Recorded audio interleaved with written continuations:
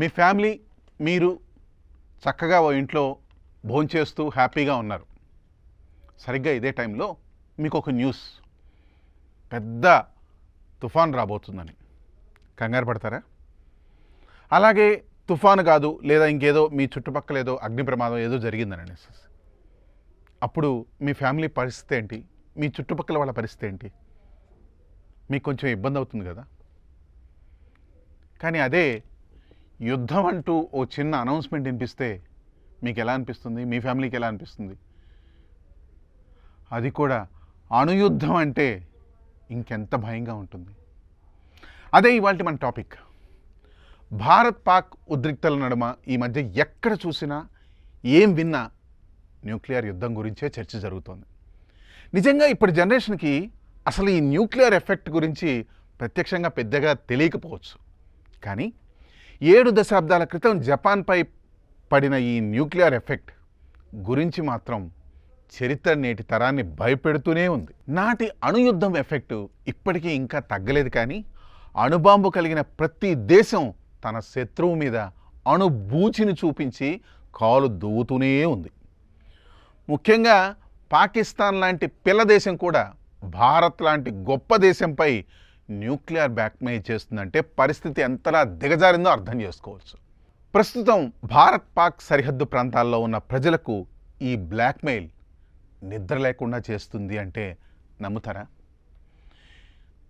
అసలు ఈ బ్లాక్మెయిల్ ఎలా జరుగుతోంది, ఇప్పుడున్న పరిస్థితి ఎలాంటిది అనేది కాస్త లోతుగా విశ్లేషించుకుందాం. 25 ఏళ్ల జర్నలిస్ట్ అయిన సుమిత్ర జమ్మూ సమీపంలోని ఒక చిన్న నగరంలో ఉంటుంది. ఎంత కష్టమైనా సరే తాను తెలుసుకున్న నిజాన్ని ప్రపంచానికి తెలియజెప్పాలనే పోరాటం సుమిత్రది. అదే సమయంలో భారత్ పాకిస్తాన్ సరిహద్దులో ఉద్రిక్తతలు పెరిగాయి. పెహల్గాం ఉగ్రవాద దాడి గురించి వార్తలు వచ్చాయి. దానితో 2 దేశాల మధ్య సైనిక దాడులు మొదలయ్యాయి. ఈ సమయంలో పాకిస్తాన్ తమ అణు ఆయుధాలను నియంత్రించే నేషనల్ కమాండ్ అథారిటీ సమావేశం గురించి ప్రకటించింది. దాంతో అణుయుద్ధం మొదలైంది.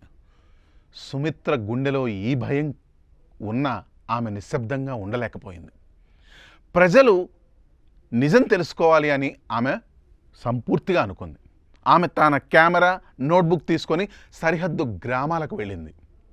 అక్కడ ఆమె భయంతో వణికిపోతున్న కుటుంబాలను కలిసింది.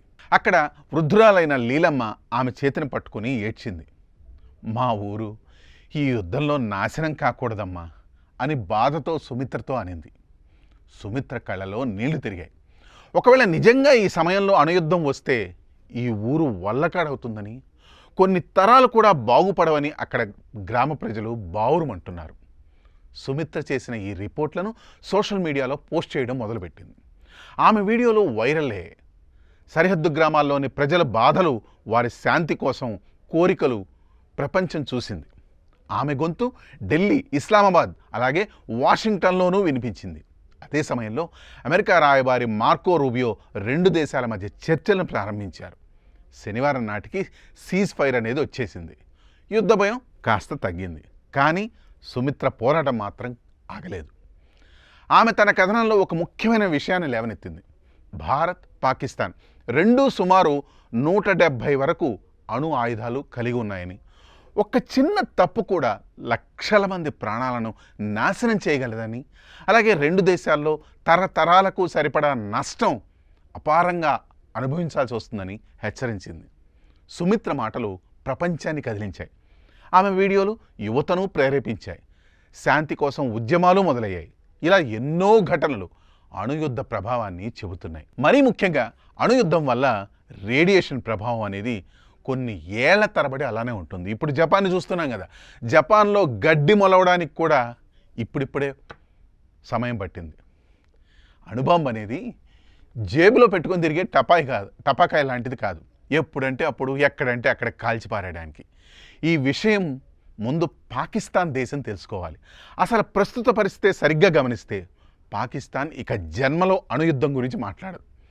కొన్ని అంతర్జాతీయ కథనాల ప్రకారం భారత్ తన క్షిపణులతో పాకిస్తాన్కి సంబంధించిన అణుస్థావరాలపై దాడి చేసిందని, ఆ దాడుల వల్లే పాకిస్తాన్ న్యూక్లియర్ ఎగ్జిట్ ఎంట్రీ పాయింట్లు బాగా దెబ్బతిన్నాయని వార్తలు వస్తున్నాయి.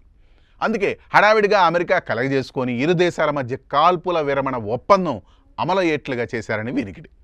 నిజానికి భారత్ దాడుల వల్ల ఇప్పటికే రేడియేషన్ కూడా మొదలైందని ఊహాగానాలు జోరందుకున్నాయి. కానీ అఫీషియల్గా ఈ మధ్యనే ఇంటర్నేషనల్ న్యూక్లియర్ అథారిటీ చెప్పడం ఏంటంటే రేడియేషన్ సంబంధించిన ఛాయలు ఆ ప్రాంతంలో లేవు అని అఫీషియల్గా అనౌన్స్ చేసింది. ఏది ఏమైనప్పటికీ గాలి కన్నా ప్రమాదం గాలి వార్తలు. అలాగే అణుయుద్ధం గురించి అణువంత ఆలోచన కూడా ఆకాశమంత ప్రమాదం. స్వార్థపూరిత నేతల కోసం యుద్ధాలు జరగకూడదు. ఎందుకంటే ఆ స్వార్థం యుద్ధం అణుయుద్ధానికి దారి తీస్తేనే చరిత్ర రేడియేషన్తో మరకవుతుంది. ఆఖరిగా ఒక్క మాట, ఏ దేశమైనా తాము అణుబాంబు ప్రయోగిస్తాము అంటే ముందుగా ఆ దేశమే దాని ఫలితం చూడాల్సి ఉంటుంది. ఆ విషయం ఆ దేశం గ్రహించాలి. Let's hope for the better living without nuclear thoughts.